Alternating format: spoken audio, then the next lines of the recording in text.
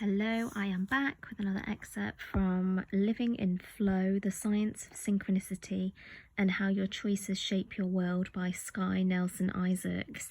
Today I'm going to be talking about his idea of meaningful history selection. So basically he says that getting into the flow state and making certain choices in our life can lead to more synchronicity or meaningful coincidences.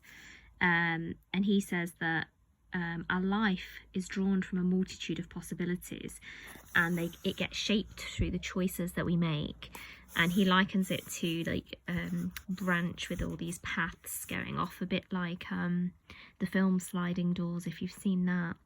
That the events we experience in everyday life can be represented as a branching tree of possibilities. And we make choices which determine whereabouts we are. But he says that every branch represents the whole universe. And this kind of theory, I guess, this image comes from quantum mechanics. He says it's not just a decision tree or a flow chart to help us maneuver through life, but it represents the whole of the universe. So our choices are literally shaping the universe.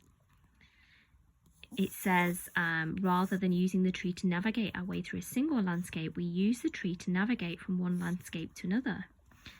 And he says that I am represented on both branches, so basically both possibilities exist at the same time, but in two different sets of circumstances, based both on my decisions along the way and upon the response that the universe provides at each step.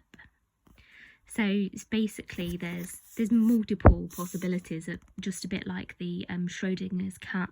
The cat is both alive and dead, I guess, at the same time. So it says here, for example, on one branch you go that way, you make that decision, you head to a grocery store and you accidentally run into a friend.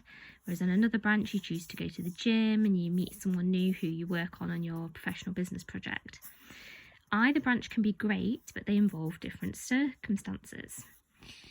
And he says that whichever path we choose, we might think of them as missed opportunities, but they don't have any realness to them. It doesn't actually make any sense because opportunities only unfold in response to the choices we actually make, not the ones we could have made.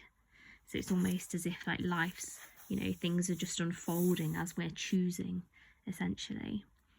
He says that you can even think about the tree of possibilities as like an apple tree, and he's got a diagram here. He says that some branches have apples and some may not. The apples represent outcomes that align with our choices. In the best case, our conscious and subconscious intentions are aligned so that the outcomes we get are the ones that we want. So it's what we're consciously going for, but also what our subconscious intention is. He says sometimes that our choices may be aimed at things we don't really want because we're acting from unconscious motivations that don't serve our best interest.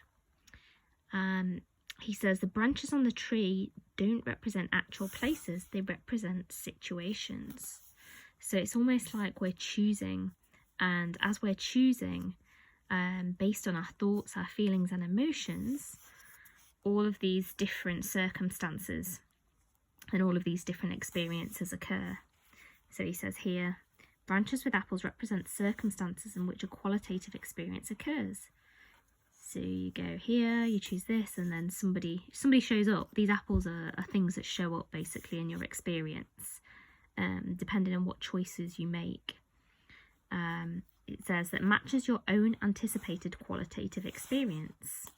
The more apples a region has, the more likely it is that experiences in that region will take place. Therefore, your intent, loosely speaking, becomes more likely to come true. So it's about going down making a particular choice with a particular intent. And when you do that, things will show up to reflect that intention. That's essentially what he's saying.